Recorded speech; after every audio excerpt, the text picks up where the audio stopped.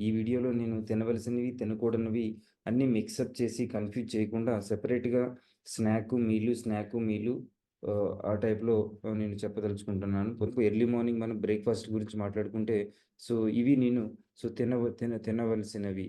కూరగాయల ఉప్మా గాని, ప్లెయిన్ దోస గాని, ఇడ్లీ రవ్వ, రాగి దోస, రాగి రొట్టె, పెసరట్టు. చట్నీ గురించైతే వేరుశెనక్కాయల చట్నీ, కొబ్బరి chutney, sambar, pongal rice. Screen shot తీసుకున్నా సరే మనకి పేషెంట్స్‌కి చాలా ఉపయోగపడుతుంది.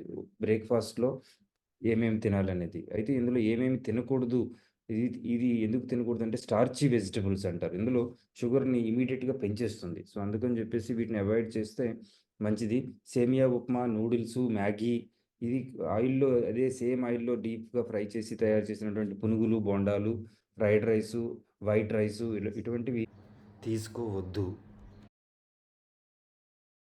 లంచ్ గురించొస్తే లంచ్‌లో మేజర్ అమౌంట్ ఆఫ్ మనం తీసుకునే డైట్‌లో ఎక్కువ అమౌంట్ అనేది ఈ టైంలో ఉంటుంది. రైస్ ప్లస్ రోటీ కాంబినేషన్ అనేది బెస్ట్. ఈ నైట్ డిన్నర్ టైంలో అయితే రైస్ మానేసి రోటీ విత్ కర్రీ అనేది బెస్ట్.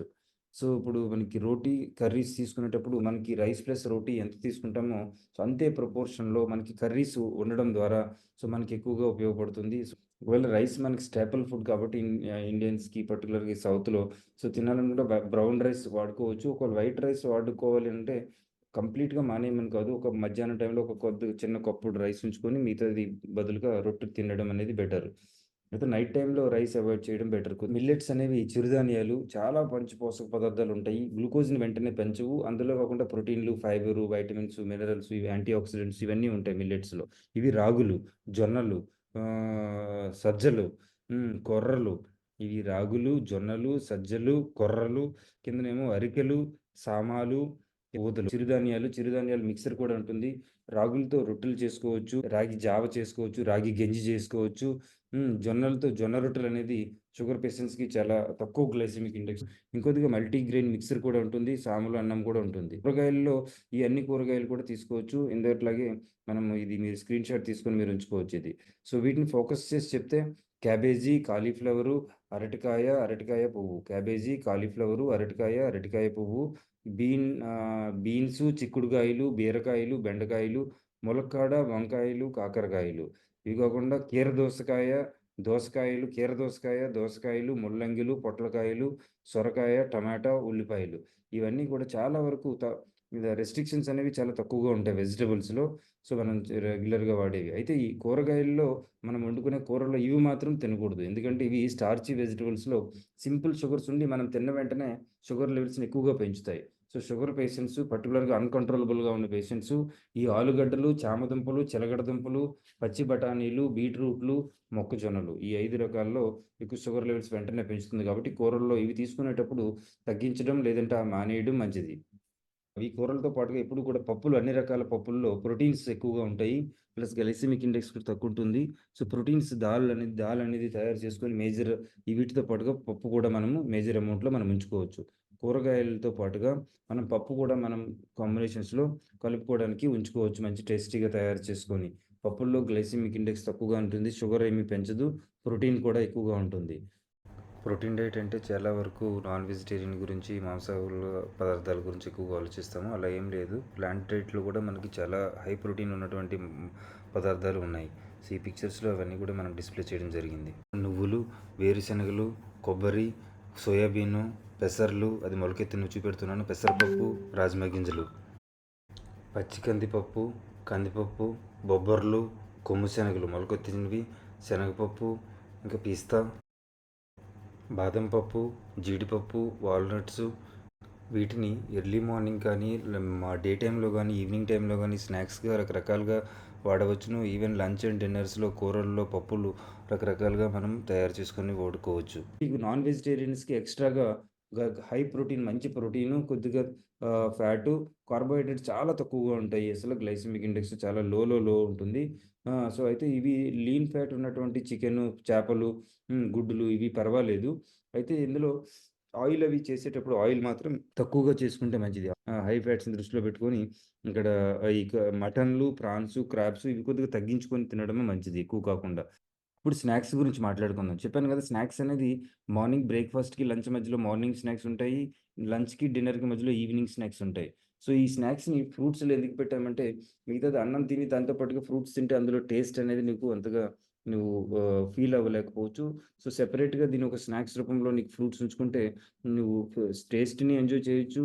న్యూట్రిషన్ బావుంటుంది. 10 పండ్లు జామకాయ, అమృదు, దానిమ్మ పండు, కర్బూజ పండు, పుచ్చకాయ, పైనాపిలు, యాపిలు, కమలాలు, బత్తాయిలు, ఆరెంజ్‌లు, పపాయ, నేరేడు పండ్లు.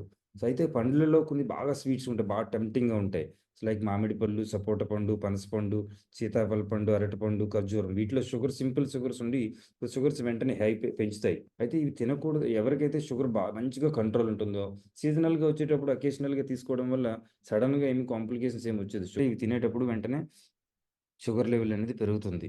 సో, కొద్దిగా కంట్రోలబుల్‌గా లేదంటే తగ్గించుకోవడం మంచిదనమాట ఈ పండ్లు. అయితే ఇంక మిగతా స్నాక్స్‌లో మనకి మిగతా తినే వాటిలో స్నాక్స్‌లో చిన్న డబ్బాలో మనకి వేరుశనగ పలుకులు తీసుకెళ్ళొచ్చు, కొబ్బరికాయ ముక్కలు తీసుకెళ్ళొచ్చు. మిగతా నట్స్‌లో అన్ని రకాల నట్స్‌లో కూడా ప్రోటీన్స్ ఎక్కువగా ఉంటాయి. ప్లస్ వైటమిన్స్, మినరల్స్ అన్నీ ఉంటాయి. కార్బోహైడ్రేట్స్ ఏమి ఉండవు కాబట్టి క్యాష్యూ అంటే జీడిపప్పు, అలాగే బాదం పప్పు, ఆల్మండ్‌లు, అక్రోట్‌లని వాల్‌నట్లు ఇవి కూడా బావుంటాయి. అయితే ఏమైనా దాహం వేసేటప్పుడు, తాగేటప్పుడు వీటిలో సెలెక్టివ్‌గా ఏమైనా తీసుకోవాలంటే, మార్నింగ్ తాగే టీ, కాఫీలు షుగర్ లేకుండా చేసుకోవచ్చు. మిల్క్ కూడా ఈవినింగ్ టైమ్‌లో తాగాలనుకున్నా సరే, నీకు షుగర్ ఫ్రీ అది కూడా టోన్డ్ మిల్క్. టోన్డ్ అంటే ఫ్యాట్ అంతా కొద్దిగా తగ్గించేసే మిల్క్ ఉంటుంది కదా! అటువంటివి షుగర్ లేకుండా, స్వీట్స్ కాకుండా తీసుకోవచ్చు. ఇంకా తాగేటువంటివి గంజి, బటర్ మిల్కు, రాగి గంజి, కొబ్బరి నీళ్ళు, ఫ్రూట్ జ్యూసెస్‌లో షుగర్ లేకుండా తయారు చేసుకోవచ్చు. అలా కాకుండా ఇంట్లో అది ఫ్రూట్స్ తినైతే బెస్ట్ ఆప్షన్. ఫ్రూట్స్ తినడమే బెస్ట్ ఆప్షన్. ఒకవేళ జ్యూస్ చేసుకున్నా షుగర్ లేకుండా చేసుకోవాలి. మిగతాది బార్లీ నీళ్ళు. అవి కాకుండా ఈ స్నాక్స్‌లో తినకూడనిదేంటంటే మైదా పిండిలో చాలా సింపుల్ షుగర్ ఉంటుంది. ఎందుకంటే ఆల్రెడీ రిఫైన్డ్ వీట్ ఫ్లోర్ కాబట్టి అందులో షుగర్స్ సింపుల్‌గా ఉంటది. సో, షుగర్ లెవెల్ వెంటనే పెంచుతది. అవి స్వీట్స్ అవి చేయడానికి వాడతారు. కొన్ని రకాల తిని పదార్థాలు కూడా చేస్తారు. సో, మైదా పిండితో చేసినవి ఏవైనా సరే కొద్దిగా తగ్గించడం చాలా మంచిది.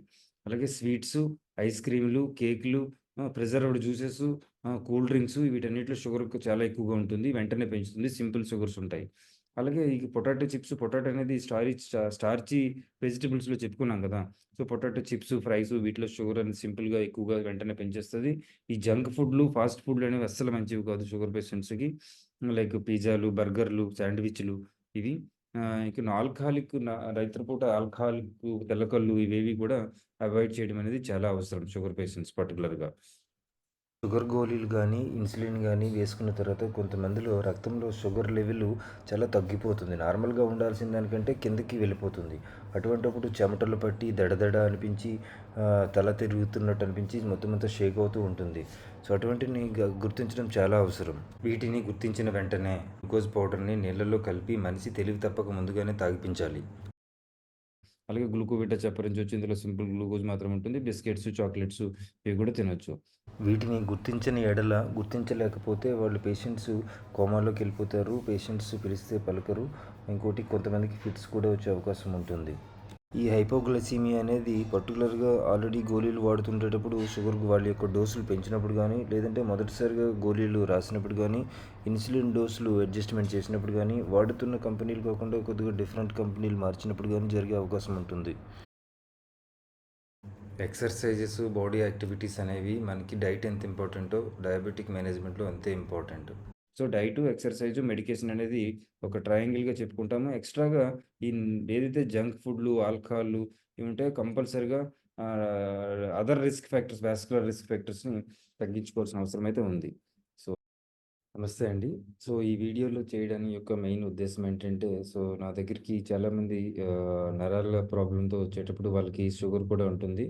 అంతేకాకుండా ఈ నరాల ప్రాబ్లమ్ రావడానికి చాలా ముఖ్య కారణం షుగర్ అయ్యి ఉంటుంటుంది. సో, అందుకని వాళ్ళు షుగర్ మెడికేషన్స్ మీద ఉండేటప్పుడు వాళ్ళ డైట్ గురించి అడిగేటప్పుడు అట్‌లీస్ట్ వాళ్ళకి ఉపయోగపడుతుందనే ఉద్దేశంతో చేస్తున్నాను. ఇది మరికొంతమందికి ఉపయోగపడితే సంతోషంగా ఫీల్ అవుతాను. న్యూరాలజిస్ట్‌గా మనం షుగర్‌కి సంబంధించిన కాంప్లికేషన్స్ చేతుల్లోని, కాళ్ళలోని నరాలు చచ్చుబడిపోవచ్చు. మెదడు లోపల కూడా మనకి అథెరోస్క్లెరోటిక్ చేంజెస్ రావడం ద్వారా స్ట్రోక్‌కి one of the major risk factor కింద కూడా ఇది ఉంటుంది.